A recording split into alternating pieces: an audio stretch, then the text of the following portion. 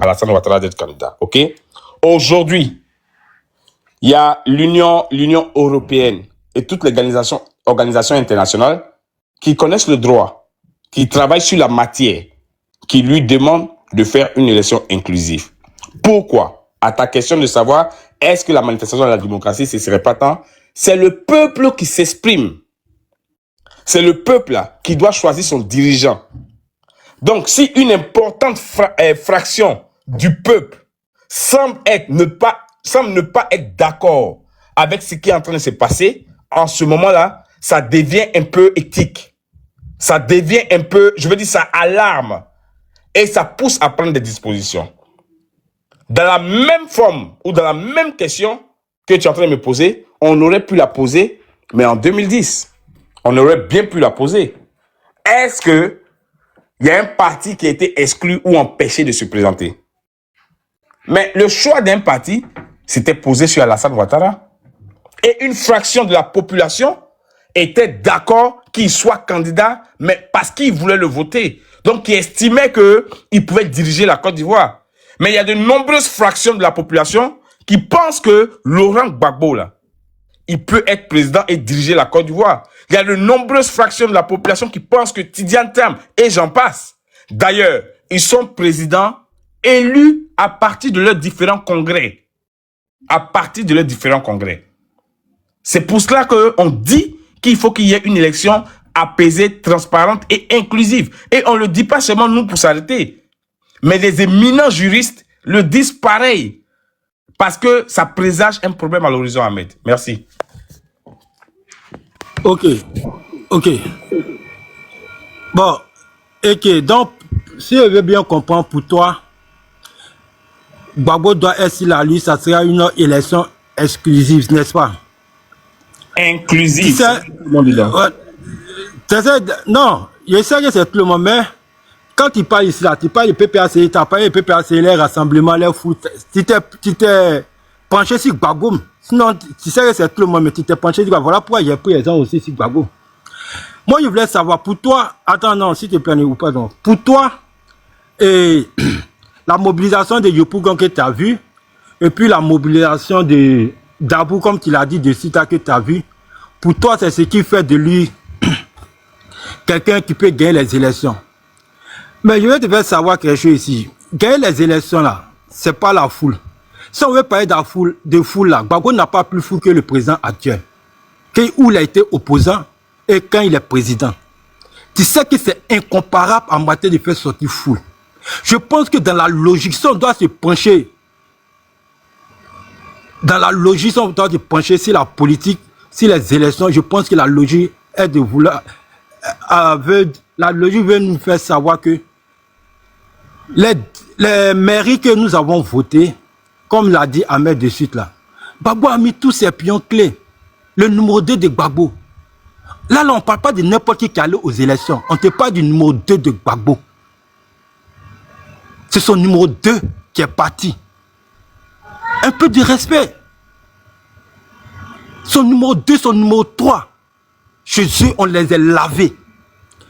Donc si on soit allé sur le palais politique, Gbagbo, il était président ici.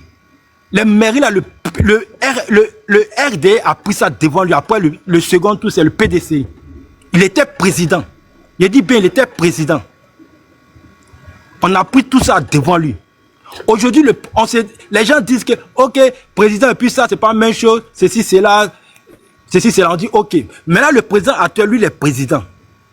On n'est pas encore dans les mêmes mairies. Là, maintenant, si on voulait mettre une différence, Gbagbo devait gagner. Là, on allait comprendre que, franchement, il y a une différence entre mairie et être président. Mais ça n'a pas été le cas. Le président, étant opposant, il a pris tous les mairies. Étant président, il a pris tout. Donc, si tu veux parler de mobilisation, ton Gbagbo est trop petit. Mais là, je vais te préciser quelque chose. Gbagbo, dans son temps, quand il fait les meetings, son meeting qu'il a fait au Félissa, je t'apprends que quand Gbagbo a fait son meeting au président, il a mené tous les bus dans toutes les villes d'Abidjan et de la Côte d'Ivoire. Tu comprends? Il a mené toutes les cars et bus partout en Côte d'Ivoire pour ramasser les gens pour venir les verser. Voilà comment lui fait ses meetings. Par contre, le président actuel, quand lui fait ses meetings à Abidjan, dans n'importe connu, la foule qui vient là, il ne prend pas les gens en ville, dans les autres villages, dans les autres campements pour les faire venir. La foule toutes les foules que tu vois sur le président, c'est là où il fait. Quand il était opposé là, quand il a fait Abidjan, c'est Abidjan qui est là. Quand il fait dans une commune aussi, la commune aussi est là. Contrairement à Gbagbo, tous ces meetings qu'il fait, peut-être qu'il n'a pas suivi, mais nous, on était vers les frontières là, on voyait tous ceux qui sont près les cas. C'est les cas qui venaient à Abidjan pour venir remplir. Donc voilà comment lui il a fait sa politique pour montrer qu'il était populaire. Nous, en réalité, si on parle de foule là, je pense que si on doit regarder ça, le président et puis Gbagbo, il n'y a même pas match. Donc ça représente. Donc si ce plan, non seulement il le bat sur ça, et puis encore aller aux élections encore, que ça soit maire, que ça soit présidentiel, il le bat encore sur tout. Donc je ne vois pas quelle comparaison tu veux faire là. Il n'y a pas de comparaison à faire ici. En matière de foule, en matière d'aller aux élections. Et puis quand tu ne mets pas de foule de Yopougon, il a eu quelle foule? Tito on a dit des montagnes. Il y a eu des montagnes, bien sûr.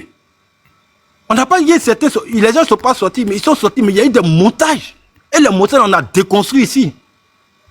Voilà, peut-être que ceux qui ne connaissent pas Yopougon, qui ne sont pas Yopougon, c'est eux, ça peut baigner. Sinon, les photos que tu vois, faut aller sur la. Tu imagines les gens qui. Certains, le bijou qui était statistique, lui, il a dit, il y a eu combien de personnes? Lui dit 1 500 000 personnes.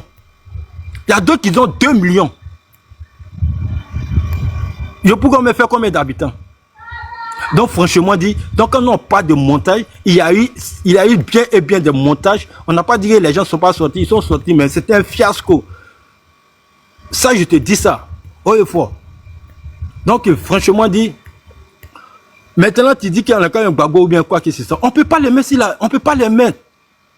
Frère Eki, on ne peut pas les mettre. Ça, il faut comprendre ça. On ne peut pas les mettre. Parce que la justice, elle a fait son travail. Et elle a fait son travail. Je pense que c'est le moyen de s'abstenir, quoi. Parce que le président vous a 1000 fois expliqué. Ils sont allés aux négociations. Plus de 5 fois, ils sont allés aux négociations. Ils ont tout fait. Mais eux, ils étaient privilégiés par toutes les négociations qu'ils ont fait. Mais ils n'ont pas respecté. Est-ce que c'est dans ça qu'on va rester? Est-ce que c'est dans ça nous on va rester? Non. Arriver au moyen cas évoluer. Ce n'est pas de dire les mêmes causes pour dire les mêmes effets. Non, il n'y a pas de cause ici. Le président, il a fait premier mandat. Ça n'a pas posé problème. On allait aux élections. Tranquille. Il a fait son deuxième mandat. Ça n'a pas posé problème. On est parti tranquille. Son troisième mandat, ils ont dit ici, on a mis tout le monde était là. Il y a d'autres qui ont signé forfait, ils se sont retirés. Il a exclu qui? Le président n'a jamais pris un décret pour exclure qui que ce soit. Mais ton Gbagbo là, lui, il l'a fait. Lui, il l'a fait. Maintenant, tu ne mets pas le 2010 qu'ils ont pris pour mettre le président. Non, il n'a pas le choix. C'est ce que les révolutionnaires du Nord que vous appelez rebelles, c'est ce qu'ils ont demandé, que tout le monde doit être sur la liste. Gbagbo n'avait pas le choix, il s'est resté à lui, là, il n'allait pas accepter. Donc, ce n'est pas venu de lui-même. On l'a imposé ça, mon frère. Il faut que tout le monde soit sur la liste. Donc, ce n'est pas Gbagbo qui a pris ça. Donc, il faut que ça soit clair. Ce n'est pas Gbagbo qui a pris ça. Et il n'a même pas le courage de prendre ça. Donc, on l'a imposé ça et on est parti sur ça. Donc, franchement dit, c'est cette précision aussi, je voulais te faire savoir. Raya, si tu es là, je ne sais pas. Merci, je suis là, hein, collecté, je suis là. Ah, mais il y a longtemps on t'a appelé. Je voulais renchérir un peu. Bon, je suis un peu occupé là, voilà. Ok, vas-y, après, pas long. Je vais renchérir ce que tu as dit. Ok, je vais renchérir ce que tu as dit.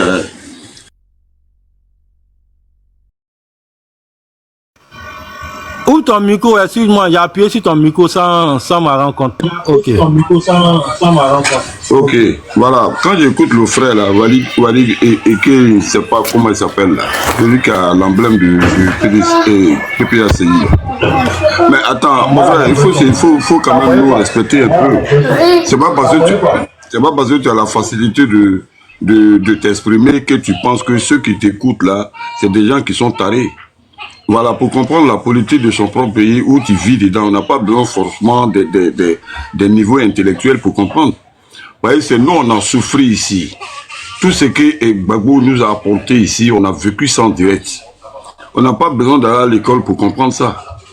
Quand il dit comme ça qu'on va essayer quelque chose parce qu'il y a une foule qui est sortie à son nom, non, il ne faut pas te tromper. Le full de Figaro là, à Yopougon là, mais c'était y compris avec PDCI, avec FPI et d'autres qu'on connaît même pas. Il y avait même des bêlements, des mangeurs de placali, des gens qui ne veut rien faire et il veut tout parce que lui c'est son pays et le pays, on pense que le pays est riche maintenant, on a qu'à les donner de l'argent comme ça cadeau. Non, c'est pas comme ça fonctionne. Et tu dis on a qu'à essayer quelque chose. Non. Mais pour avoir la présidence là, c'est une institution. Ce n'est pas parce qu'on est fan de quelqu'un, on aime quelqu'un, on aime sa manière de parler. Alors donc du coup, il faut qu'à coup de coup, il soit là et pour compétir. C'est pas comme ça la présidence. C'est pas comme ça. On est en démocratie et la démocratie, celui qui veille à tous les principes de la démocratie, c'est la justice. Et Gbagbo, tout le monde sait que Gbagbo c'est un voleur. Quand le seul problème qui a causé des problèmes ici en Côte d'Ivoire, c'est parce qu'il a refusé de comprendre qu'il avait perdu en 2010. Et c'est ce qui a envoyé la violence. Ça, on n'a pas besoin de nous relater encore autrement. Parce que tu sais t'exprimer. Non. Était incapable de faire ce qu'on a bâti pendant 15 ans. Ils vont venir détruire, au nom de quoi? Parce que lui, il est ivoirien. Alors, donc, le pays est riche.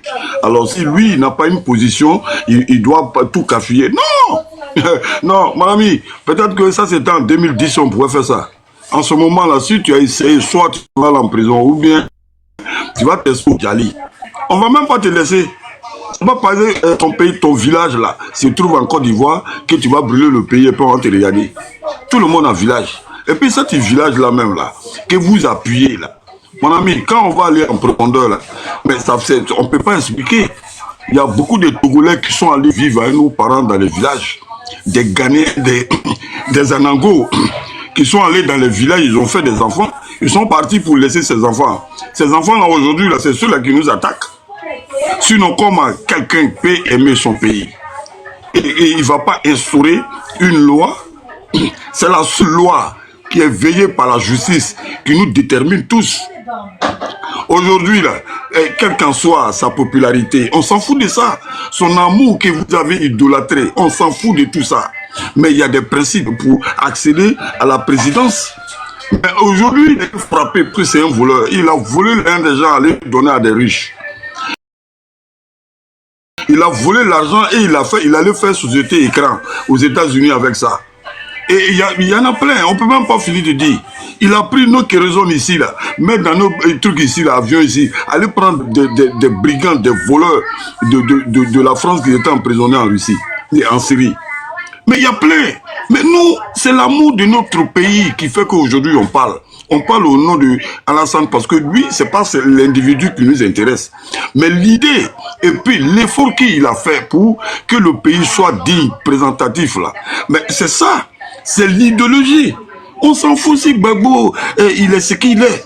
Mais on ne peut pas prendre un vaurien, un voleur, et celui-là même qui est venu nous diviser, et qui a instauré la peur, qui a instauré la division, qui prend encore des produits chimiques, venir déverser sur nous. Et l'argent qu'on lui donne pour nous soigner, il pense qu'il paie des armes, il s'en paie les Angolais. Et aujourd'hui, c'est le même gars-là, il ne sait pas au nom de quoi. Et si, je ne sais pas si vous êtes en train de dogmatiser la personne lui-même ou bien ses idéologies, et vous allez venir nous dire n'importe quoi, d'essayer quelque chose. Non, la constitution n'est pas l'essai. Il y a des lois. Toutes les pratiques dans ce pays-là sont régies par des lois. Et la constitution, non à l'amour de la constitution. À travers la constitution, là, nous, là, tout le monde sait qu'est-ce qu'il doit faire. Si on dit que Waké est inclusif, là, ça ne veut pas dire Gbagbo ou bien Tidjane, que vous avez aimé. Inclusif, là, ça veut dire pluriel. Ça veut dire plusieurs personnes. Ben, quand tu dis que ouais, on n'a qu'à torduire, on n'a qu'à tordre, pardon, la loi, la constitution que tout le monde aime là, on n'a qu'à tordre ça pour faire plaisir à un individu. Alors, mais si après lui, quelqu'un d'autre vient et lui il dit que non, il n'a pas les 50 millions comme caution des candidatures et lui aussi, il va venir, il va négocier avec celui qui est en place là. Alors, donc on va faire ça tomber, mais c'est pas comme ça, c'est pas... La constitution n'est pas un arrangement, c'est des lois qui est posée par nous-mêmes. Donc on doit souffrir parce que ces lois-là ont été faites, c'est pas Alassane qui a fait ça. Ça a été voté, accepté et puis ça a été mis pour tout le monde, pour déterminer tout le monde. Gbagbo n'est pas celui que les Ivoiriens veulent encore, mon ami. Si tu as aimé le monsieur, il n'y a pas de problème. Voilà, ça c'est ton droit. Mais c'est pas pour ça que, et cette pourriture-là, on va venir déposer à la tête d'un pays aujourd'hui qui est digne de présenter l'Afrique comme un modèle. Mon ami, il ne faut même pas dormir. Et ça ne va jamais se passer. Vous n'aurez jamais, en tout cas, si vous comptez sur le cafouillage de brûler ces pays, vous n'aurez même pas, même demi-mètre c'est-à-dire que de périmètre là pour pouvoir faire quelque chose. Sur le champ, on va vous prendre tous. Même lui-même, Gbagbo là, sa vie en danger pour ça. À cause de vos actes là, on va l'arrêter. Ça c'est clair. Donc, pour le respect du panel, je vais muter mon micro et puis on va écouter les autres. Mon frère, faut pas te foutre de nous. Hein. Voilà, même s'il y a la facilité de parler là. Nous, on s'en fout de ça. Ce pays-là, on a l'amour de nos pays. On a besoin d'avancer. Okay. On n'a pas besoin d'un gueulard, un sexuel. Là. Esprit, il a une motion pour toi. On va aller rapidement avec sa motion. Vas-y pour ta motion en 30 secondes. Je vais faire une petite remarque. Non, j'ai pas. On va mettre 2 minutes. On va mettre 2 minutes, pardon. Il y a une petite remarque. Si ça adresse à moi directement, je vais le répondre mal. 2 minutes, Ahmed, pardon. Les frères, moi, ma motion, c'est plus pour Ahmed, ok? C'est pourquoi je lui ai demandé 2 minutes. Je veux juste savoir s'il a entendu toutes les invectives et toutes les injures qui ont été dites sur ce panel.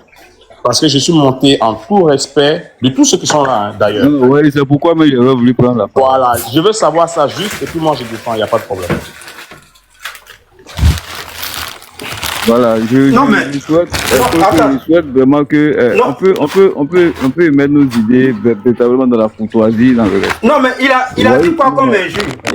C'est quelqu'un, non, ouais, c'est quelqu'un que je connais, c'est quelqu'un qui est véritablement courtois, respectueux. Non, attends, Ahmed, moi je vais te poser la question. Je vais te poser une question. Non, moi je vais te poser une question. Il ne faudrait pas qu'on soit hypocrite. Hein. Ici, là, on n'est pas aussi. Loin s'en fout.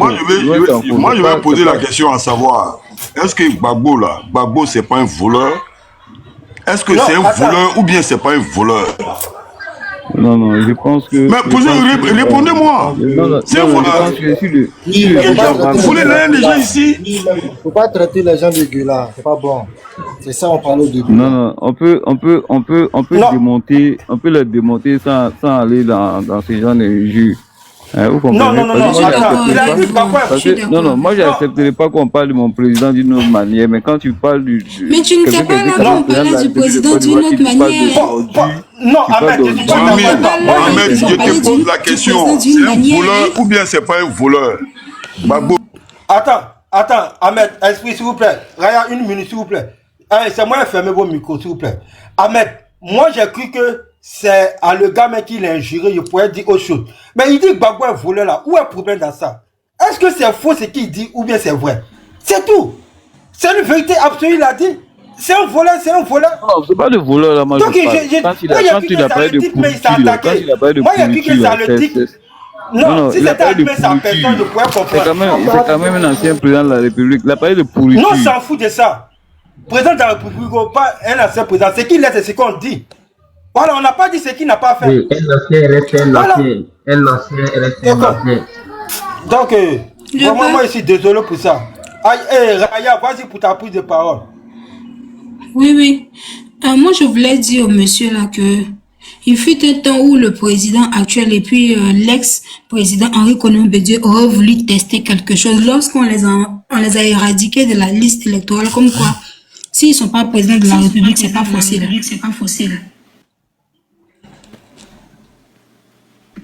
Il y a un micro ouvert. Voilà. Je voulais juste dire ça.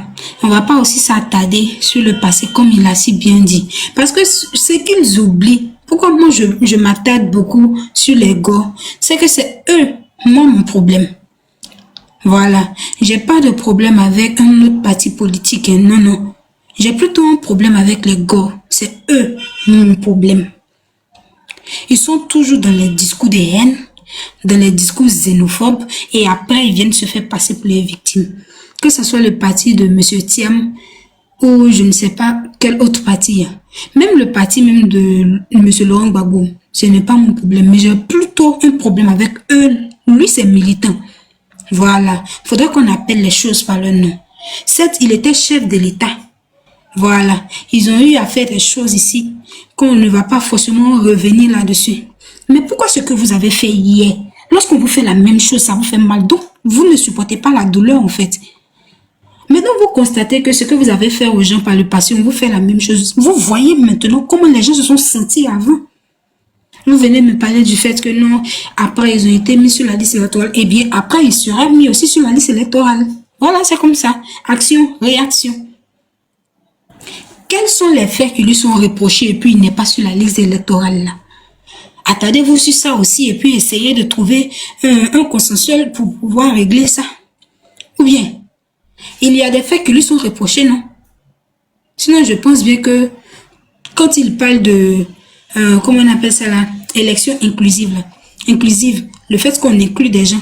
Mais est-ce que le parti de M. Laurent Gbagbo est exclu? Ce n'est pas exclu, son parti n'est pas exclu. C'est sa personne qui est exclue. Qu'est-ce qu'il a fait pour être exclu des élections? Quels sont les faits qui lui sont reprochés? Attardez-vous aussi là-dessus, ou bien attendez-vous aussi là-dessus. Il fut un temps où il a dit que si deux personnes n'étaient pas sur la liste électorale, c'était pas par hasard. Et bien, c'est pas par hasard aussi qu'il est sur la liste électorale, vu qu'on lui reproche des choses. Ah, souvent là, arrêtez de gérer la politique avec les émotions. La politique se gère avec les trucs concrets. De la manière, c'est pas par hasard que Monsieur Henri Konan Bédié, le président actuel, n'était pas sur la liste électorale un jour là. Ah, mais c'est de cette même manière que aussi, c'est pas par hasard que tu n'es pas là, papa. Opa. Donc, je sais pas, moi, quand j'ai vu leur foule là, je me suis dit, mais comment cela ils peuvent faire pour transformer toute cette foule là en voix dans les urnes? Mais comme ce sont des gens, ils ne bourrent pas pour aller loin. On est là, on les regarde, toujours en train de lancer les discours de crachats, les dagbashi, les discours haineux. Donc on les regarde, sinon vous aurez pu, avec la stratégie qu'il y a eu en 2010 entre le parti du président actuel et M. Henri Konan Bédié au deuxième tour, transformer toute cette population en voix dans les urnes. Mais bon, comme c'est vous, comme je le dis toujours là, à force d'être opposant, vous avez fini par être opposant à vous-même votre propre vie.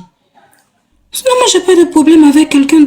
Je n'ai pas de problème avec un confrère de la Côte d'Ivoire. C'est avec eux que moi, j'ai problème parce que je ne compte pas m'arrêter. Les gens comme Bijou là, je ne compte pas m'arrêter. À chaque fois, vous allez venir lancer des propos haineux, xénophobes sur la toile là. C'est comme ça aussi que je vais m'attaquer à vous. Et puis, je précise les gars. Parce qu'à l'ouest là-bas, c'est pas tout le monde qui est go. Voilà. Mon problème, c'est avec les go. Ce n'est pas avec quelqu'un d'autre. Parce que ce sont eux qui sèment la zizanie dans ce pays-là. Et ils vont toujours être mon problème. Et je vais toujours sortir pour leur répondre. Ça chauffe même pas. Après là, vous faites ce que vous voulez. Ce n'est pas notre problème. Nous, on sait bien que le parti du président actuel, il sait sur quoi il repose. Il sait sur quoi son pied est. On n'a jamais voté de loi pour exclure un candidat. D'ailleurs, même aucune partie n'est exclue dans cette histoire d'élection-là. C'est ce qu'ils ne veulent pas comprendre. En fait, non, je ne sais pas si vous voyez un peu leur mentalité. Dès qu'ils se lèvent, mettre Gbagbo. Ils se vont se coucher Gbagbo. Ils ne veulent même pas comprendre, même, c'est-à-dire les aboutissements et, comment dirais-je, C'est-à-dire qu'ils ne cherchent même pas à comprendre quelle stratégie mettre en place afin de pouvoir battre ce pouvoir en place là. C'est pas ça. Vous n'avez pas compris. Vous n'avez pas compris la mentalité de ceux-là. Ils savaient comment est-ce qu'ils vivaient en son temps. Quand ils sont en train de parler de la cherté de la vie, mais leur mentor a dit que la cherté de la vie ne relève pas du gouvernement ni du président de la République, ou bien c'est à eux seuls que ça s'attarde, c'est à eux seuls que ça s'applique, ça ne s'applique pas aux autres. Hein, d'accord, quand je dis que ceux-là, ils sont mon problème, là, c'est ça qui est là. Parce qu'ils sont d'une mauvaise foi qui ne dit pas son nom. Vous serez toujours mon problème, les gars. Je ne vais pas vous laisser aussi. Continuez à faire les dagbachis sur les gens. C'est comme ça on va toujours sortir aussi pour vous répondre. Voilà. Parce que tous ceux qui sont à l'ouest, je le dis et je le répète, ils ne sont pas tous gars. Les gars se connaissent. Plus vous allez continuer à lancer votre... Et puis vous ne pouvez pas même. C'est la partie même qui me fait rire là. Que non, on va vous mener la vue du... Laissez côté armée là. Ne mettez pas l'armée de votre côté. Parce que c'est ce que vous avez fait durant votre politique. Voilà pourquoi, quand je suis montée ici, j'ai parlé du principe de l'ivoirité. Parce que ce que le monsieur a dit concernant le principe de l'ivoirité là, ce n'était pas faux. Hein. Ce n'était même pas faux. Quand il a dit que la base principale du principe de l'ivoirité, c'était le fait d'instaurer les cadres de ce jour. Ça s'est transformé en autre chose. Ça s'est transformé en autre chose. Non, Raya, c'était même pas même la base même. Faut pas entrer dans ce jeu-là. Ça, c'est un mensonge pur. Je vais dire que... Non. Je vais voilà, dire que... on n'entre pas dans ce jeu-là. Non. Je vais dire que ça, c'était pas une raison. Ce n'était pas une raison pour avoir un pays divisé. Comme il me dit ici que ça a commencé quelque part, je veux dire que ce quelque part où ça a commencé là, jusqu'à présent là, je ne vois pas où c'était une raison pour avoir un pays divisé. Vous avez venu nous raconter quoi? Que non, c'est Momi, c'est l'autre. On a compris. Mais est-ce que vous avez fait là? On se tait parce que vous voulez être au pouvoir aujourd'hui. Et puis en plus, ce n'est pas le président qui vous a enlevé. Il ne peut rien faire. Parce qu'il fut un temps, vous avez dit que la liste électorale n'est pas possible d'être révisée à 2 ou 3 mois des élections. Donc, on va vous dire la même chose. Si vous voulez vraiment, votre parti n'est pas exclu. Vous avez toujours le temps de présenter un candidat. Et puis, vous allez aux élections. Comme vous êtes trop fâchés là. Allez. Quand j'ai vu tout ce monde-là dans la population, je me suis dit, mais ces deux partis-là peuvent s'associer, présenter un candidat et puis transformer toute cette masse-là en voix dans les unes, comme ça a été fait au Sénégal avec le président actuel et puis l'autre parti là.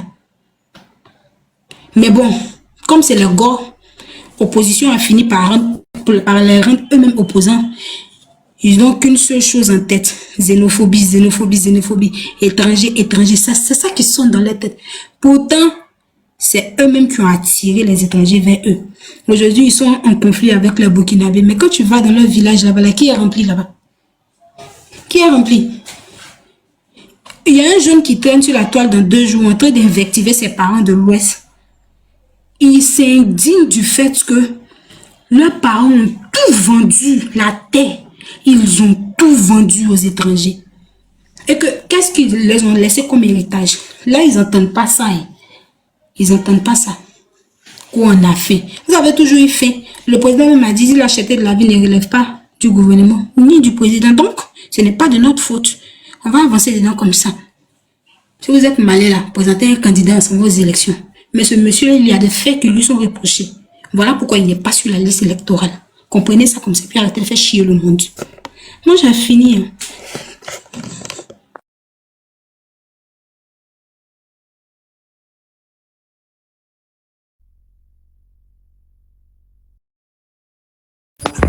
Oui, Kolo Kile, si tu permets, j'ai une petite motion pour la dame.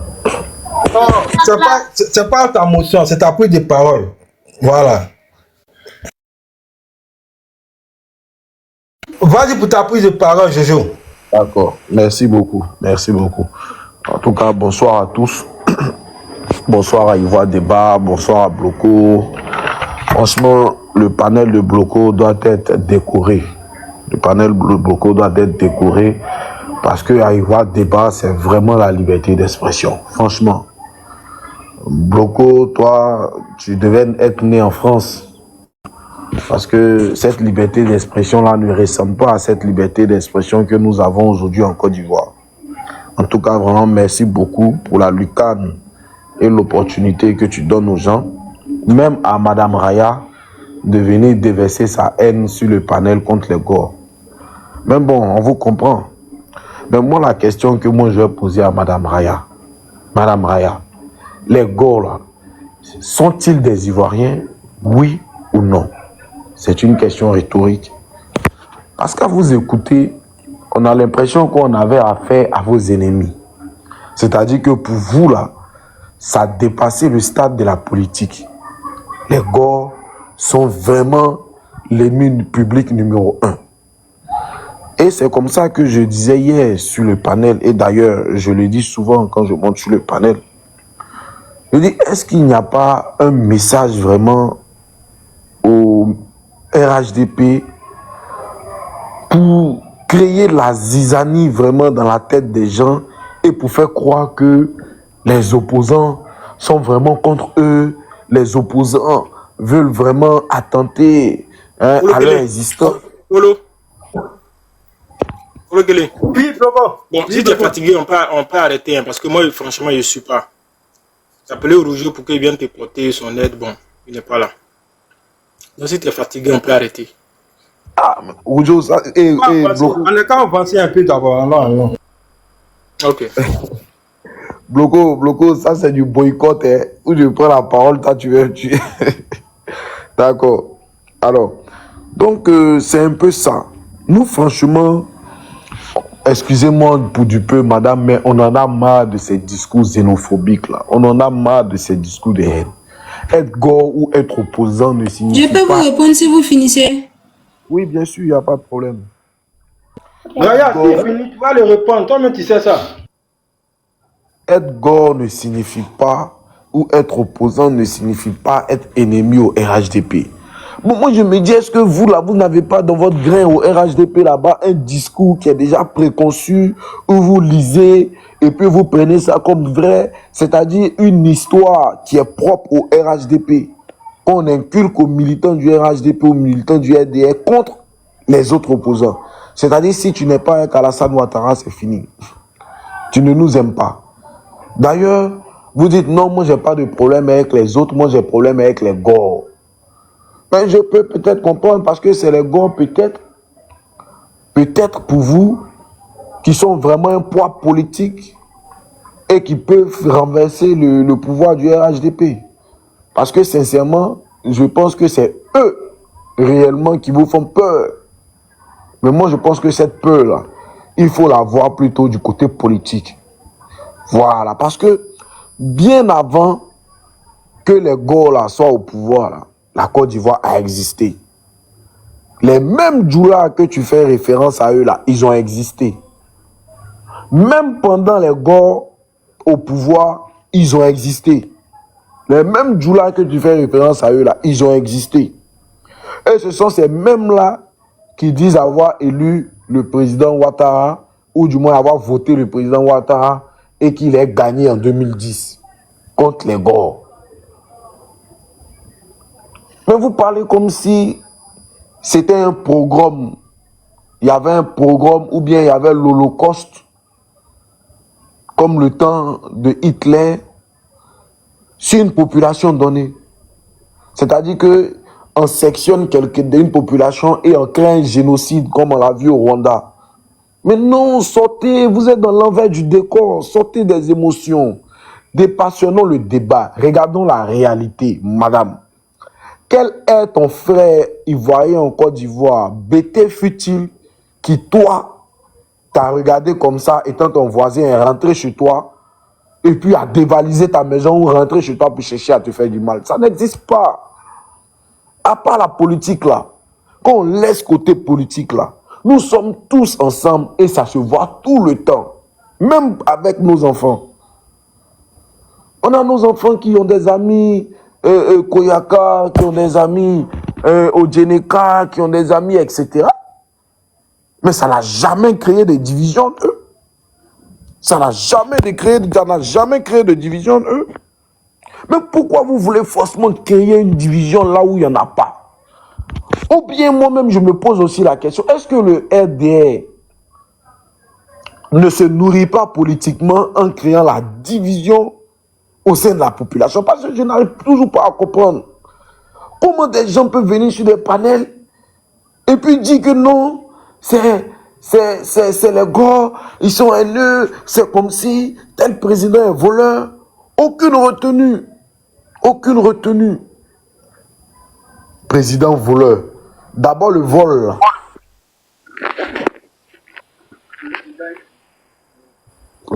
Bon, je sais vraiment pas. Monsieur Franck, vous pouvez fermer votre micro, s'il vous plaît.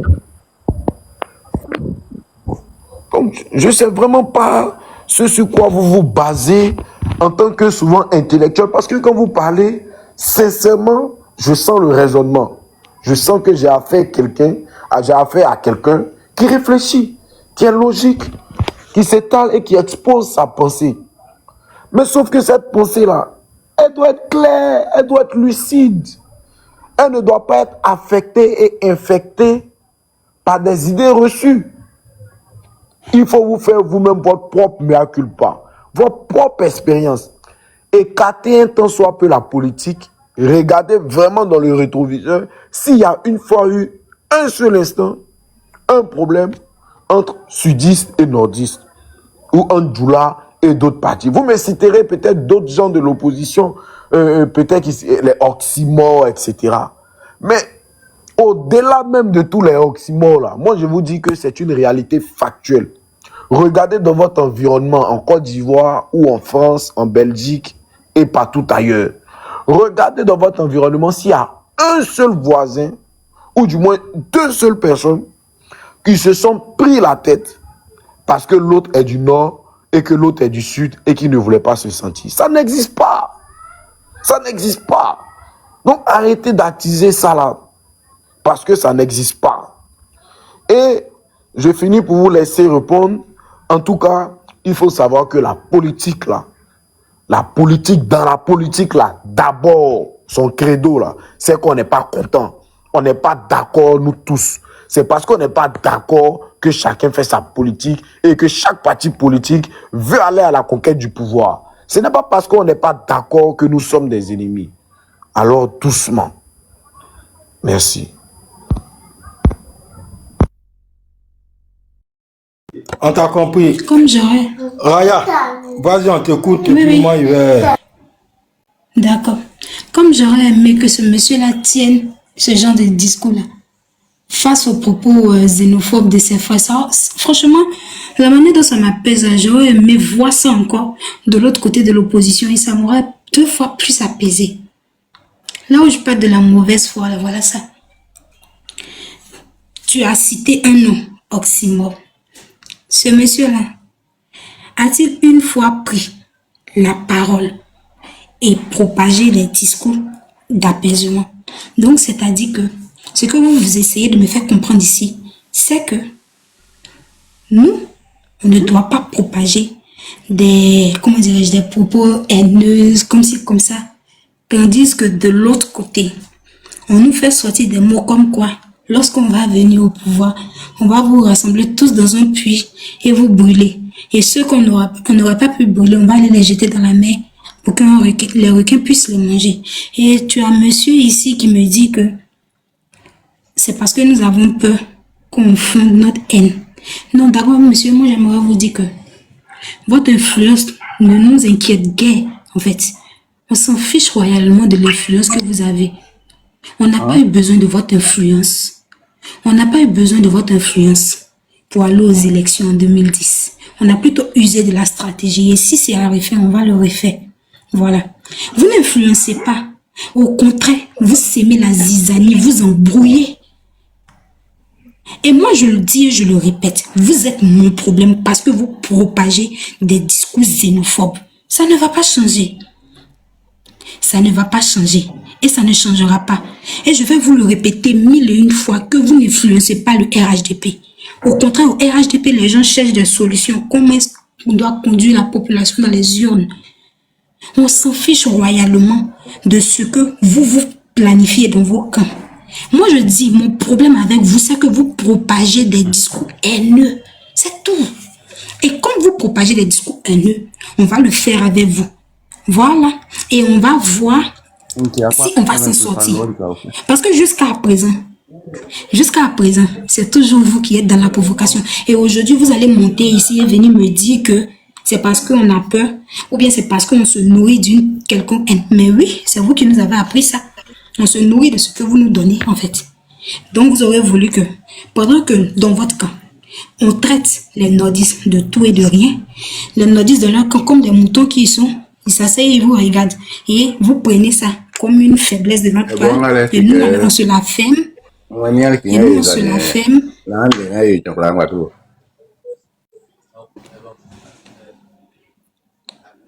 Il y a un micro qui est ouvert. Et nous, on se la ferme royalement et on vous regarde. Tandis que vous, vous continuez et on est là comme des bons samaritains, comme des enfants très sages. Oh, détrompez-vous. Détrompez-vous parce que ça ne risque plus de se terminer comme ça. En fait, vous n'avez pas vu que un peu les mentalités ont changé. Avant, tu n'allais pas voir un nordiste monter sur les panels et venir répondre. Parce que j'avais l'impression qu'ils avaient ce sentiment d'infériorité là. Ils n'avaient plus l'inspiration. C'est-à-dire qu'ils avaient une certaine peur en eux qui les empêchait de répondre aux discours haineux de vos compatriotes. Mais maintenant, vous voyez que de plus en plus, lorsqu'ils montent sur un panel, vous commencez à dire comme ça que non, c'est parce qu'on veut s'aimer la zizanie. Donc, vous êtes au courant que lorsque le feu est allumé, que le pétrole vient s'ajouter là-dessus, ça fait encore double flamme. Eh bien, tant que vous continuerez à avoir ces propos envers nous, on continuera aussi de notre côté à mettre le pétrole dessus et on va s'allumer comme ça. Et on va avancer. Sinon, je suis bien d'accord avec ce que vous avez dit. Hein. Je suis né d'un père qui vient du nord et d'une mère qui vient de l'ouest. Voilà. Je sais un peu comment l'entourage est influencé. Je connais un peu l'atmosphère. L'hypocrisie qui règne, je sais. Voilà, et je remercie le Seigneur et celle qui a élevé ma maman dans un esprit de droiture, je vous l'ai dit. Avec elle, on n'a pas senti un peu cette hypocrisie-là qui régnait entre ces deux peuples-là. Vous n'allez pas venir ici nous faire croire que ces peuples-là vivent en parfaite harmonie sans hypocrisie. C'est très faux. La preuve en est que vous avez eu l'occasion. La brèche que vous avez eue le 9 août, vous avez vomi ce que vous avez enfoui en vous. Vous n'allez pas venir nous dire ici que c'est nous qui attisons la haine. Ça n'a jamais changé. Vous avez toujours traité les autres d'étrangers. Maintenant qu'on on commence à vous répondre, vous trouvez qu'on attise la flamme. Arrêtez cette hypocrisie-là quand même. Arrêtez. Arrêtez. Le feu plus le pétrole donne des incendies. Tant que vous allez continuer à allumer le feu, on va vous aider à créer un incendie. C'est comme ça. Après, il y a la vie des réseaux sociaux et il y a la vie réelle. Même dans la vie réelle, encore, il y a de l'hypocrisie là-bas. Mais je suis pas là pour relever, comment dirais-je, tous les petits points de la vie réelle. Je me base sur ce qui se passe sur les réseaux sociaux. Vous avez vos partisans qui sortent et qui commencent à lancer des discours de menaces, comme quoi quand vous allez venir au pouvoir, voilà ce que vous allez faire. Nous aussi, on aura des crânes brûlés de notre camp qui vont sortir et venir aussi essayer de propager ces mêmes haines-là pour vous montrer que ce sur quoi vos pieds sont arrêtés, nous sommes assis, en fait.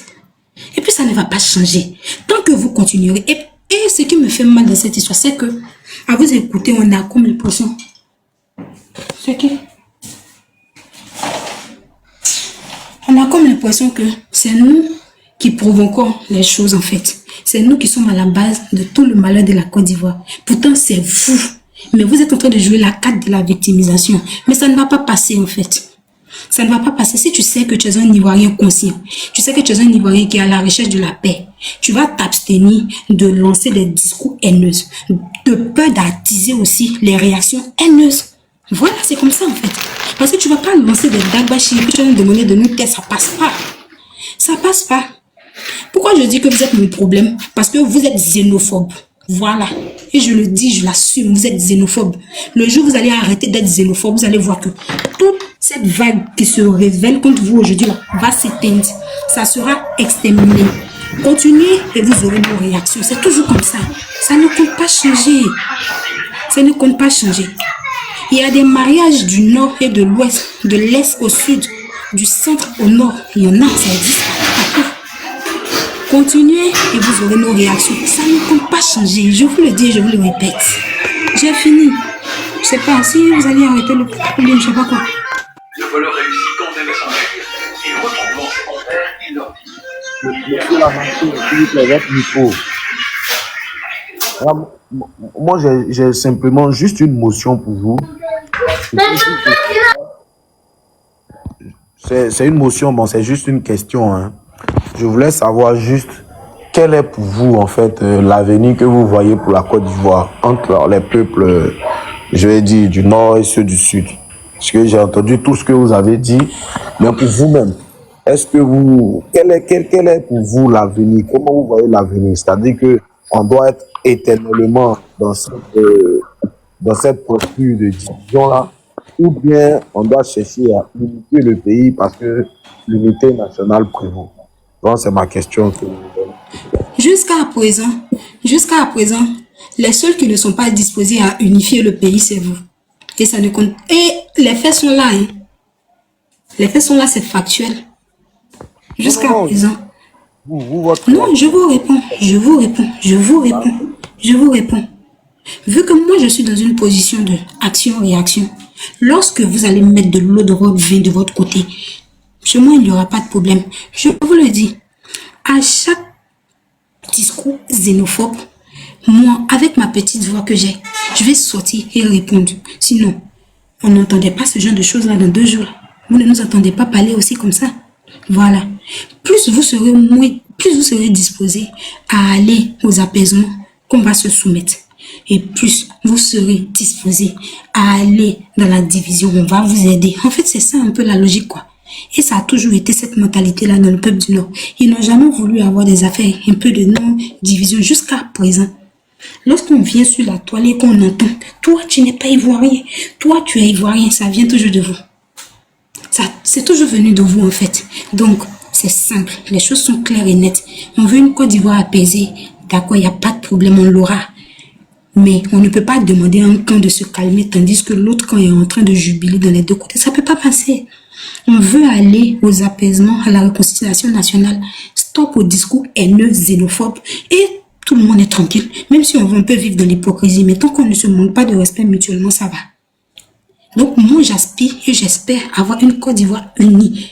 Même si elle est hypocrite. Tant qu'on a le respect de l'un et l'autre. Parce que je sais que ça ne va jamais finir. Voilà. Je vous connais. Moi, mes parents de l'Ouest, là, je les connais. Je connais leur mentalité. De même que je connais la mentalité aussi de mes parents du Nord. Donc, c'est simple. On veut une Côte d'Ivoire unifiée. Stop au discours xénophobe. C'est tout. Parce que plus il y aura de discours xénophobes, plus il y aura du répondant. Merci. Raya, merci. Ok, on va voir. S'il vous plaît, il peut faire une motion à la... Il peut faire juste une question. Une question. Ouais, mais une question. Arrête de monter, calme-toi. Ok. Franck. Oui. On voulait parler un peu. Ouais, vas-y. Oh, okay. Tu viens de monter. Faut attendre, Franck va finir, mon frère. Faut te calmer. Merci beaucoup de m'avoir donné la parole. Je vous remercie beaucoup. Tous ceux qui sont sur le panel, je les remercie, je les salue. Mais d'abord, je voulais demander à la fille qui vient de parler, parce que tout à l'heure, elle a parlé de xénophobie. Bon, moi, peut-être, je ne connais pas le fond de ce qu'on appelle être xénophobe. Non, moi, je dis à quelqu'un que quand ça ne veut pas dire que c'est xénophobie. Je ne sais pas si c'est xénophobe. La xénophobie, là, nous tous, on a un peu étudié, on connaît ce qu'on appelle xénophobie. Et quelqu'un ne peut pas dire, en Côte d'Ivoire ici, les peuples de l'Ouest et puis ceux du Nord, il y a une division, non. Les peuples sont palpables. Nous, on n'a pas de problème avec nos parents du Nord. Il faudrait que les gens sachent qu'on n'a pas de problème avec les parents qui sont à Korogo, à Kachila, avec ceux du Galois, ils n'ont pas de problème avec tout cela. Mais le problème vient d'eux.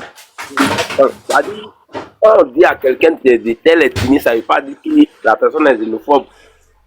Puisqu'à l'ouest, on trouve des maires qui sont du nord. À l'ouest, on trouve des préfets qui sont du nord. À l'ouest, on trouve même des députés qui sont du nord, comme au sud. Mais un peuple qui est xénophobe, comme elle le dit tout à l'heure, est-ce que ce peuple-là peut accepter un autre peuple et chez lui être une autorité administrative? Impossible. Donc, il faudrait qu'elle définisse bien ce qu'on appelle xénophobie. Il va répondre à ça. Donc, ce combat nous sommes en train de faire là. Si quelqu'un dit, l'Ivoirien, Le pays, c'est pour le peuple. Voilà, même tous ceux qui sont au pouvoir, c'est le peuple qui les a mis là. Et nous, le peuple, on dit, on a besoin d'un changement. Ce changement-là, ça n'a rien à voir avec dire être contre un peuple, non. Et quand on dit à quelqu'un qui est temps là, c'est pas injure. C'est pas injure. Faudrait pas que les gens fassent croire aux gens que les Ivoiriens sont méchants. Faudrait pas qu'on fasse croire aux gens qu'en Côte d'Ivoire, ici, là, il y a une xénophobie qui existe. Il n'y a pas de xénophobie en Côte d'Ivoire. Mais arrivé un moment, quand c'est trop, on doit dire c'est trop. Quand c'est trop, on doit dire c'est trop. Et ce combat-là, ce n'est pas un combat pour dire c'est un combat des gens de l'Ouest, des gens du Sud, les gens du Nord, les gens du Sud, pour toute la Côte d'Ivoire entière. Et nous tous, nous sommes dans le pays. Ne faisons pas semblant. Ce n'est pas parce qu'aujourd'hui,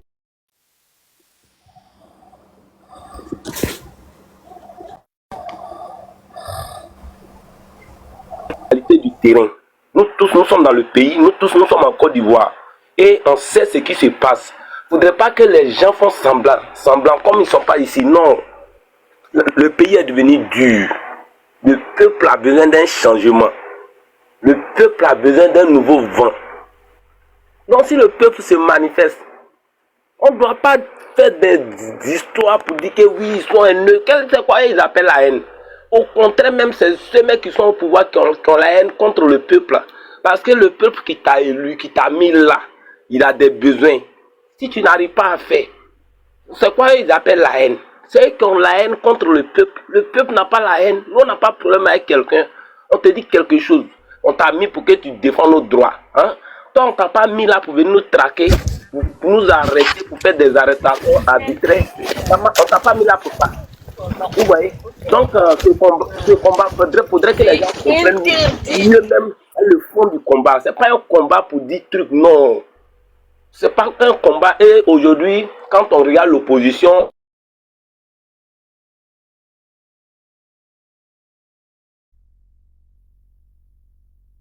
et on connaît déjà les leaders de l'opposition. C'est des gens, ils n'ont jamais pris même simple couteau pour venir agresser, pour dire tant. Ils ont toujours été des démocrates à travers des marches pacifiques. Ils ont été toujours comme ça. Et quand on parle d'une marche, c'est une foule, on chante, on ambiance. Mais on ne peut pas regarder ces propos venir arrêter des Ivoiriens. Les gens qui vous font fonctionner dans le pays, vous allez les arrêter. Parce qu'ils ont dit, Petit Mochi, va chez toi, on va arrêter quelqu'un pour cela. Petit Mochi, ils ont dit c'est qui? Ils ont dit non de qui? On ne peut même plus parler dans notre pays. On arrête des gens qui ont occupé des hauts postes dans ce pays comme des... Bon, même les chiens, mais les animaux même qui sont chez eux, mais sont mieux traités que ces personnalités. Et les gens sont assis et ils trouvent ça normal. Hein? Et ils trouvent ça normal. On parle de ça, c'est un truqué.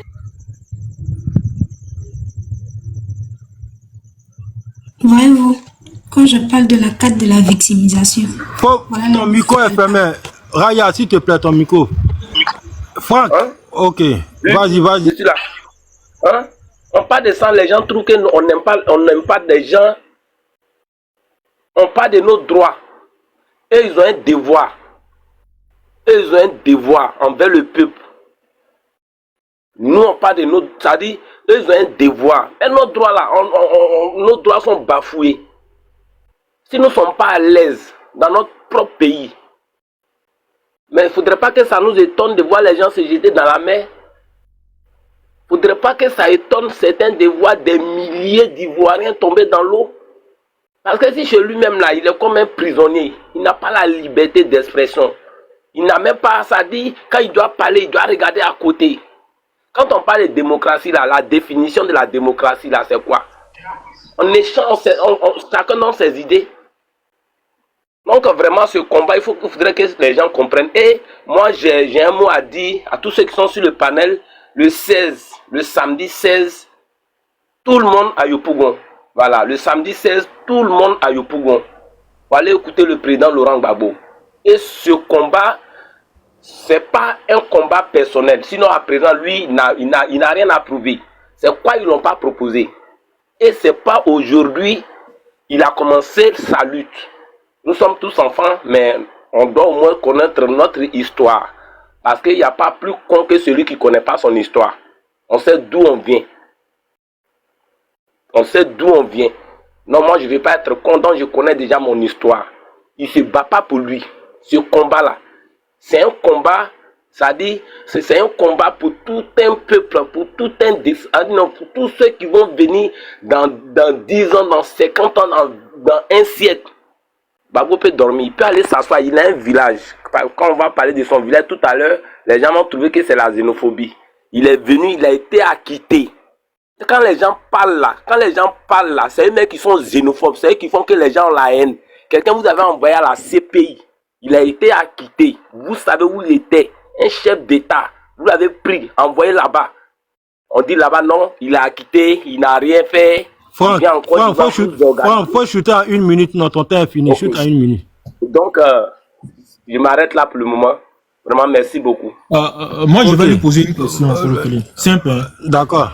Je l'ai pris à la fin. Ouais, le grand frère aussi, là, s'il y a une question. Vous suivez Laurent Gbagbo, pourquoi, monsieur?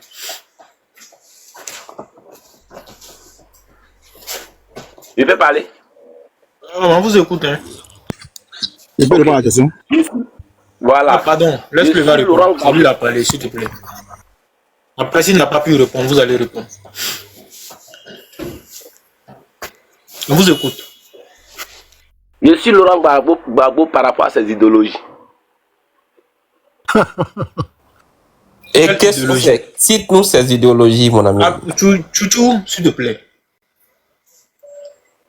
Vas-y, vas-y. Faut citer ces idéologies, donc. Tu es pour M. Laurent Gbagbo. Je suis pour son combat parce que son combat est vrai. Son combat est noble. Il ne fait pas un combat. En tout cas, mon frère, laisse combat là d'abord. Ces idéologies, Chouchou, on en a besoin. Arrête ça, Chouchou. Laisse le monsieur, il va s'exprimer. Vas-y, mon frère, prends ton temps. Mais je parle, il m'arrête. Non, mais quand on parle ici, on laisse parler, les gars. Mais quand on parle d'idée là, quand on parle d'idéologie là, Frère Alain. Espoir, faut le laisser, il va se défendre. S'il n'a pas pu là, je vais te donner la parole. Ne sois même pas pressé. Mais est-ce que ça a besoin de parler? On sait parce qu'on l'aime d'abord, il y a déjà l'amour de la personne. Arrêtez ça. Non, mais est-ce que on peut répondre? S'il n'a pas pu répondre, pas, il faut le faire descendre. C'est aussi simple que ça. Justement, s'il n'a pas pu... Non, j'arrive, Alain, s'il te plaît.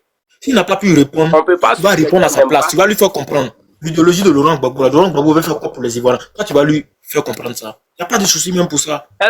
Nous, j'arrive, Franck. Au RADP, là, ceux qui n'ont pas la facilité de comprendre, là, on les explique. Même nous, c'est que nous ne connaissons pas là. Mais nos grands frères sont là. Jacob est là. Lassie est là. Il explique de façon simple. Voilà, donc il n'y a pas de honte dedans. Francky. Je peux répondre? Loco, je pense qu'il faut lui laisser répondre parce qu'on est fatigué. Il veut, je sais pas.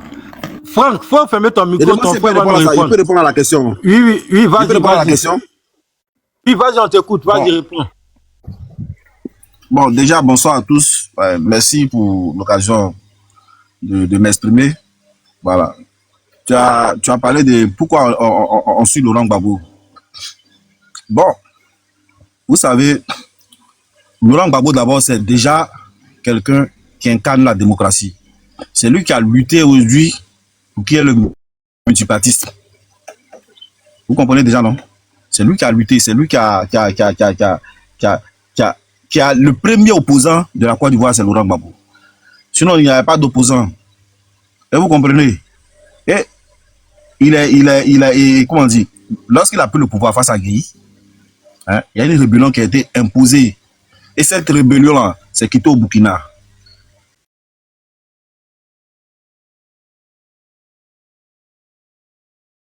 On n'a rien à cacher, c'est quitté au Burkina. Les mêmes gars, vos gars qui sont aujourd'hui commandants généraux depuis 2002, et on a dansé avec démocratie, parti de l'accord encore, accord de Chouané, accord de Ouaga, accord de Pretoria, tout ça pour pouvoir endurer un peu pour qu'il y ait la paix.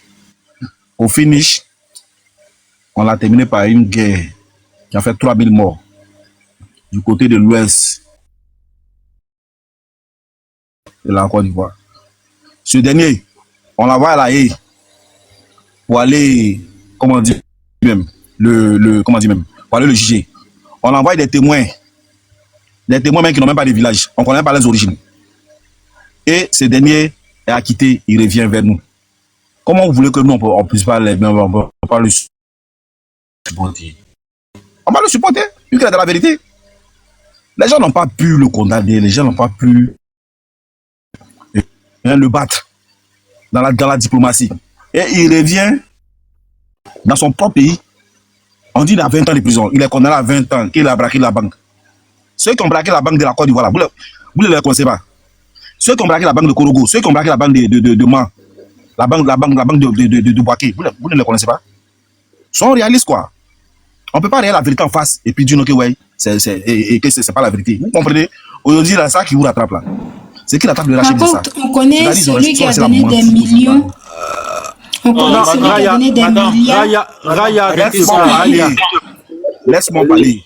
Discipliné sur le panel. Laisse-moi parler. La liberté pour tous, s'il vous plaît. Voilà.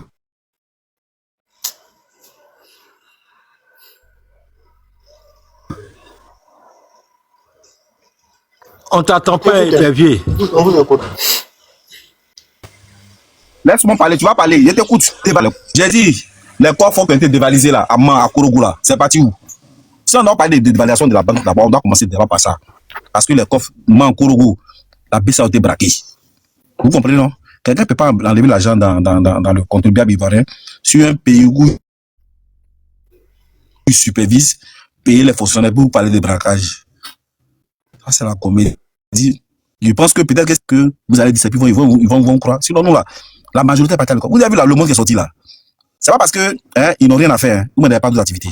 Mais c'est parce que là, le mensonge est trop en Côte d'Ivoire ici. Le mensonge est trop en Côte d'Ivoire. Il faut que ça cesse. Okay. Les gens disent que les Ivoiriens sont les gens de trucs, sont les xénophobes. Et Clavier, merci. Franck, est-ce que tu as compris ce qu'il a dit? Les gens de l'heure sont les xénophobes et vous partez dans Et Clavier, il a problème même du réseau. Oui, je suis là. Est-ce que tu as compris ce qu'il a dit? L'idéologie de Laurent Gbagbo. Oui, est-ce que tu as compris? Hein? Il n'y a pas de raison. Moi, je vous attends, normalement. Et Clavier, c'est bon. Les gens sont xénophobes là-haut. Et vous faites des réseaux. Vous partez fort dans les campements. Fermez son micro, voilà. Et Clavier, on t'a compris. Maintenant, je demande à Franck, est-ce qu'il t'a compris? Pas premier réseau. Oui, mais il faut fermer ton micro. Il a fini. Ton temps, il est fini. Il n'y a pas 1 minute, je t'ai donné 3 minutes encore. Pourtant, ça prend un temps pourtant, le temps de parole, là, c'est 5 minutes. Mais je t'ai donné 3 minutes. Vous m'avez interrompu. Mais c'était pas ton temps de parole. C'était pas ton temps de parole. On est sur ton panel. Hein. S'il y a un indélicat, tu le mets en bas. Voilà, si justement. Non, Blas, faut te calmer, c'est propre. Franck, est-ce que vous avez compris? Oui. C'est qu'il a dit. Il a essayé de parler un peu. Il n'a parlé d'une partie, hein. Sinon, Émile Laurent Gbagbo. Non, j'ai pas dit Émile Laurent Gbagbo. J'ai dit l'idéologie de Laurent Gbagbo. J'ai pas dit c'est voilà. Comment on appelle ça? Laurent Gbagbo est au pouvoir. Non, j'ai pas dit les problèmes que Laurent Gbagbo a eu dans comment on appelle pendant sa mandature. C'est pas ce que j'ai dit. J'ai dit l'idéologie de Laurent Gbagbo. C'est ce que j'ai dit. C'est parce que c'est un homme qui j'ai parlé de la rébellion. Non, j'ai pas parlé de rébellion. Hein. Non, je parle de Clavier là. Il pourrait synthétiser, oui, voici l'idéologie de Laurent Gbagbo, mais c'est à cause de la rébellion, c'est à cause de ça qu'il n'a pas pu mettre en place. Mais il n'a même pas parlé d'idéologie, comment on appelle, d'idéologie, je me perds, d'idéologie de Laurent Gbagbo. Il parle mon latin. Il n'a même pas parlé d'idéologie. Franck, s'il te plaît. Tout simplement parce que Laurent Gbagbo n'a pas d'idée. C'est aussi simple. Laurent Gbagbo n'a pas d'idée. Laurent Gbagbo nous a vendu. Excuse-moi, frère. C'est une injure. C'est pas la peine. Le président Ouattara a une idée là, il fait quoi l'Europe? Non, c'est pas la peine. C'est bon, merci. Voilà. Franck, faut fermer ton micro. Ferme ton micro. Laurent Gbagbo n'a pas d'idée. Je vais vous faire écouter, c'est une vidéo. Et puis après, je vais chuter en 30 secondes et puis on va écouter Lassie. Lassie a une motion même pour toi. Tu vas faire sa prise de parole en même temps, je sais pas. On va écouter. Propos, je tiens d'abord à vous remercier de m'avoir donné la parole. Franck est parti où? Ah, non, c'est le petit frère de Lago, quoi. Ce sont les enfants de 3000 euros. Oui, ils ont fui. C'est pas grave, je vais faire écouter. Je suis Diara Ami et je suis étudiante à l'université de Jean-Yorion Guédé en master 1 de droit privé. Voilà. Précisément, je suis en carême, mais j'ai effectué le déplacement tellement cet événement-là me tenait à cœur. Parce qu'il y avait une question vraiment très urgente à poser au président, M.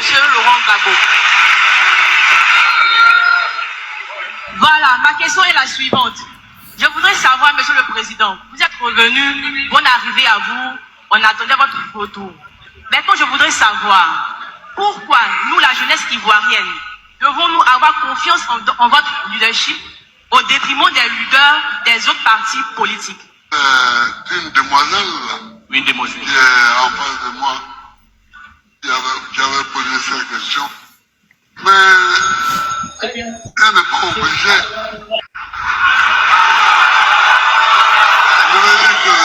La jeune fille de 20 ans demande à Laurent Gbagbo, lorsqu'il sera au pouvoir, c'est quoi sa proposition? C'est la même question que je vous ai posée, mais vous étiez incapable de répondre. Parce que Laurent Gbagbo, il ne sait pas pourquoi il veut devenir président. Lui, là, il ne sait pas pourquoi lui-même veut devenir président. Non, il va vous répondre. On écoute Laurent Gbagbo. C'est pas moi. C'est pas IA. C'est savoir.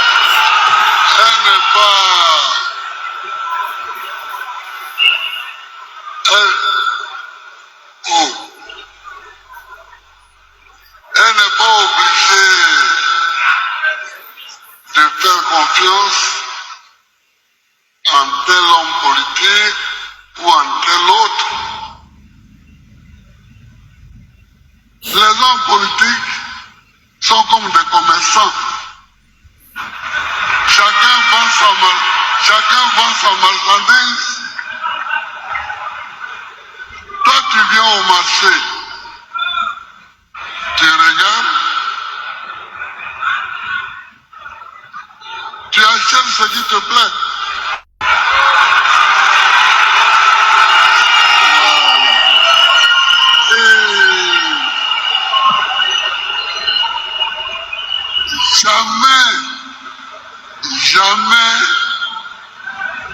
Jamais on ne t'arrêtera ou on ne te mettra en prison parce que tu as acheté telle marchandise au lieu de telle autre. Jamais. Donc, nous, ce que nous avons, c'est la parole. On a la parole pour dire. Mais une fois que vous choisissez, c'est trop tard. Vous nous avez donné le pouvoir déjà. Et avec ce pouvoir-là, on peut même vous arrêter. Vous voyez bien. Vous voyez bien.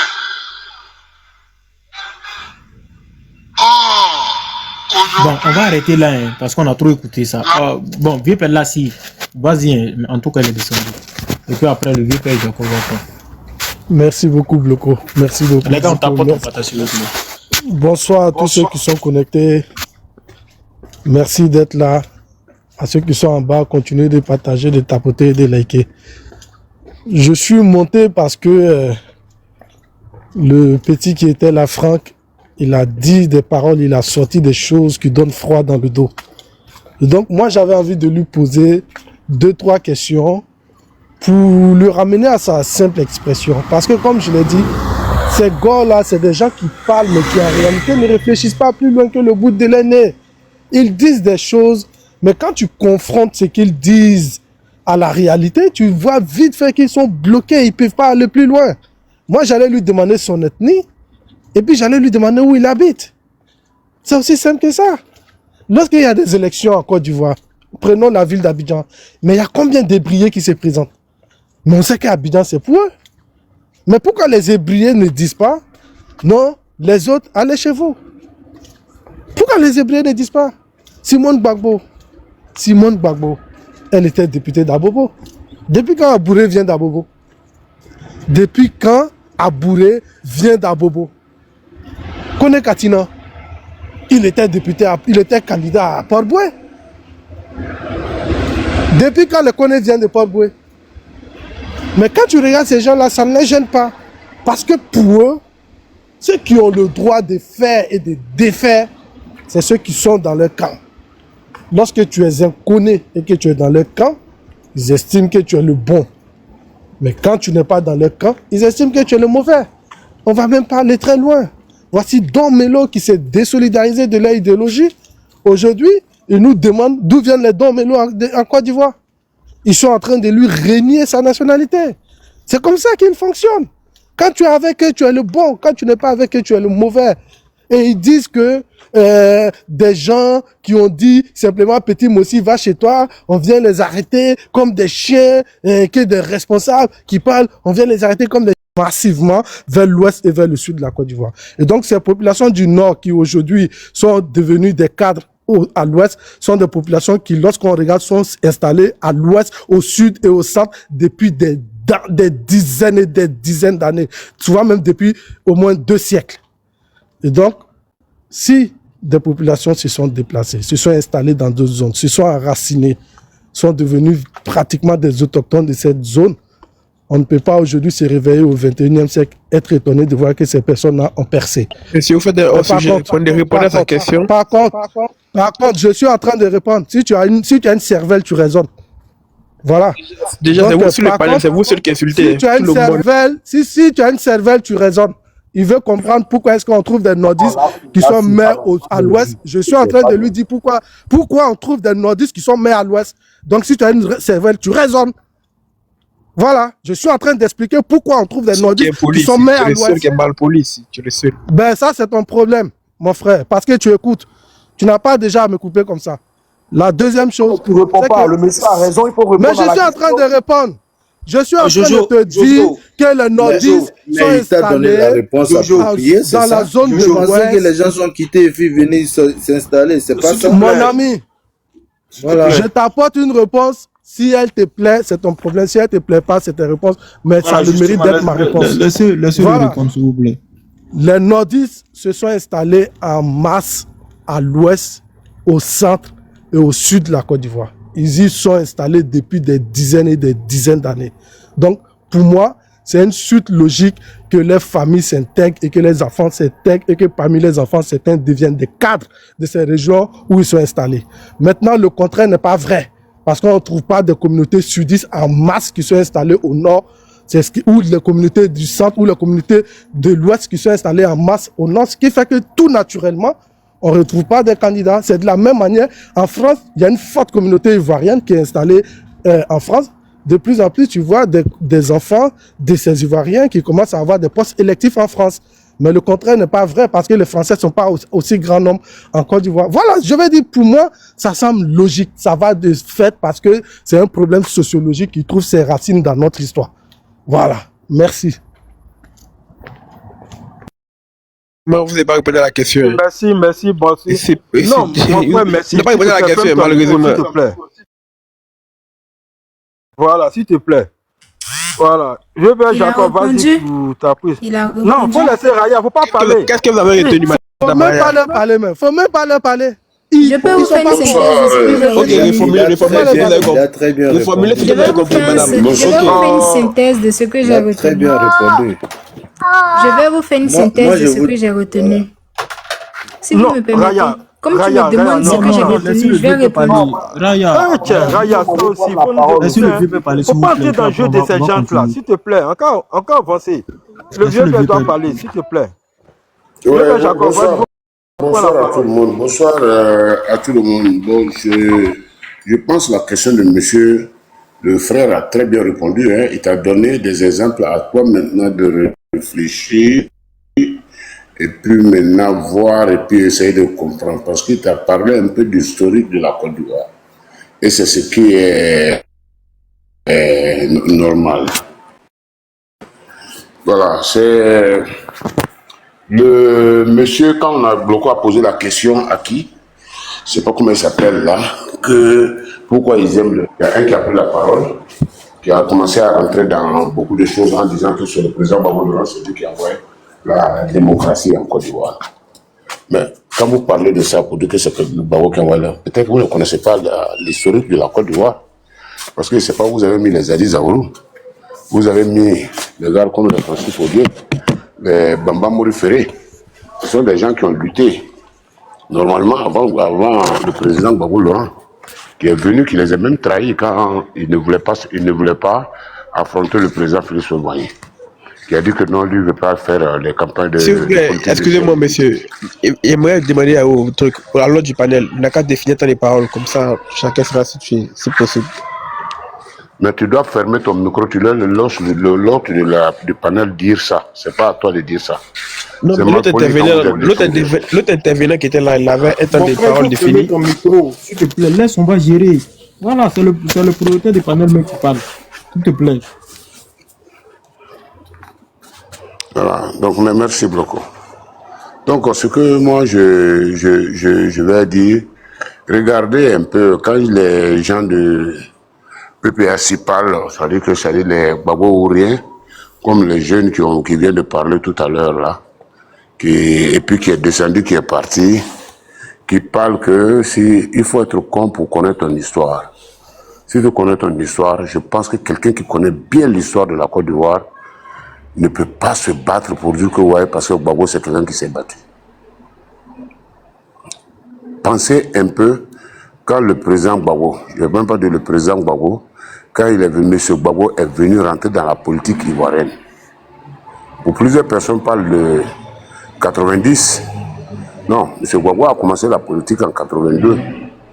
En 82, il a commencé la politique.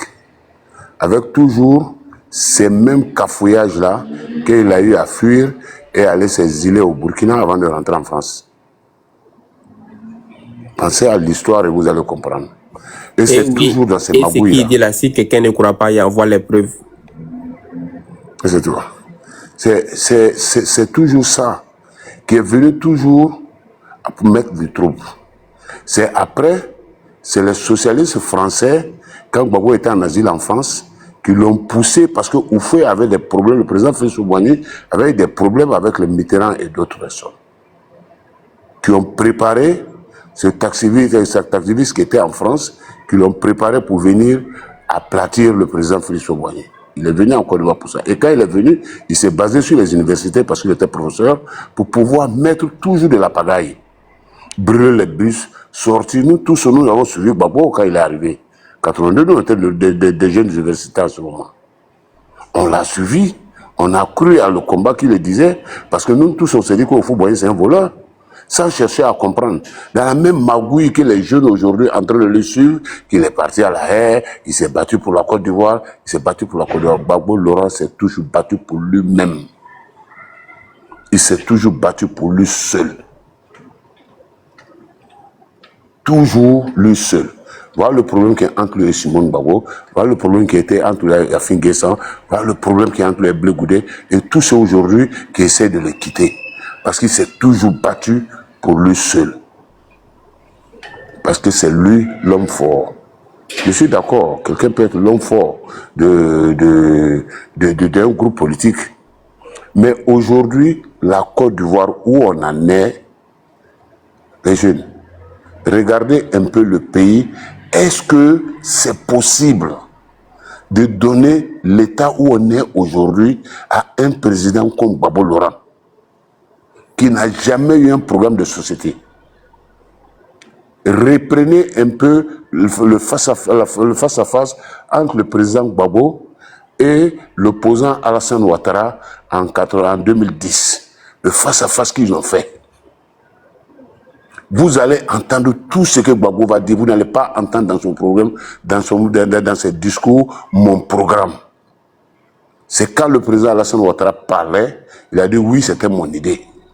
Oui, c'est vrai. Monsieur le Premier ministre, ce que vous avez dit, c'est vrai. C'est ce que nous-mêmes, on voulait faire. Voilà ça, mais on ne nous a pas laissé gouverner. Mais on ne t'a pas laissé gouverner. On ne va jamais te laisser gouverner. Parce que tu n'as pas l'âme même d'un gouverneur, de quelqu'un qui sait gouverner. Parce que le chef d'État, là, quand on te dit chef d'État, quand on te confie la nation, là, il faut avoir le cardio de pouvoir gouverner. Il a dit lui-même qu'il n'a pas pu, pendant 10 ans, il dit qu'il n'a pas pu gouverner parce qu'il a été empêché. Mais de quoi vous voulez lui donner aujourd'hui, tandis qu'il y a des populations et des jeunesses qui aujourd'hui qui sont en train de manger le miel aujourd'hui en Côte d'Ivoire. Je ne vais pas dire qu'en Côte d'Ivoire tout aujourd'hui va. Mais vous n'allez pas prendre depuis avril 2011, quand le président Alassane Ouattara a eu ce pouvoir rampant, et vous n'allez pas nous dire où la Côte d'Ivoire est en train de reculer. On avance seulement. Même si on avance aujourd'hui comme des tortues, mais on est en train d'avancer, on va seulement devant, on ne vient jamais derrière. Mais les 10 ans du président Gbagbo Laurent, reprenez un peu, vous allez voir. Et jusqu'à présent, il est en train de venir, c'est la même chose, la même propagande qui fait chose. Tu demandes même à sortir un jour pour pouvoir marcher. On dit non, tu ne peux pas marcher à la semaine de l'indépendance. Il y a parmi vous des gens que vous sortez pour aller brûler des bus à Abidjan, pour aller brûler des bus là-bas, tandis que même pas 2 semaines, on vient d'inaugurer les 100 nouvelles bus qui sont rentrés. Et c'est ça, vous vous levez pour aller gâter. Mais vos enfants même, vous les jeunes même qui montent sur les panneaux pour donner glorifier Gbagbo Laurent, comment vous allez partir à l'école si vous brûlez tous les bus qui sont en Côte d'Ivoire? Mais est-ce que vous réfléchissez pendant les 10 ans, depuis 2000 jusqu'en 2010, est-ce que vous réfléchissez, vous savez dans quelle crise nous sommes sortis? Dans ce moment où le Gbagbo dit qu'il n'a pas pu gouverner, est-ce que vous savez dans quoi nous sommes sortis? Et cherchez à retourner à ça encore. Il faut que savoir, souvent, vous savez raison de garder. Vous venez sur un panel, l'autre vous pose une question très forte. Il dit, comment vous aimez Gbagbo? Par son idéologie. Quelle idéologie? Il n'y a pas quelqu'un parmi vous qui peut même répondre. Il ne sait même pas pourquoi il va. Non, on l'a envoyé à la haie, il a été comme ça, on l'a fait comme ça, on l'a fait comme ça, on l'a fait comme ça. Mais c'est ça, vous prenez l'idéologie, c'est ça votre futur au pays. C'est dans ça que vous voulez vous faire grandir vos enfants. L'histoire de Gbagbo Laurent parce qu'il est parti à la haie.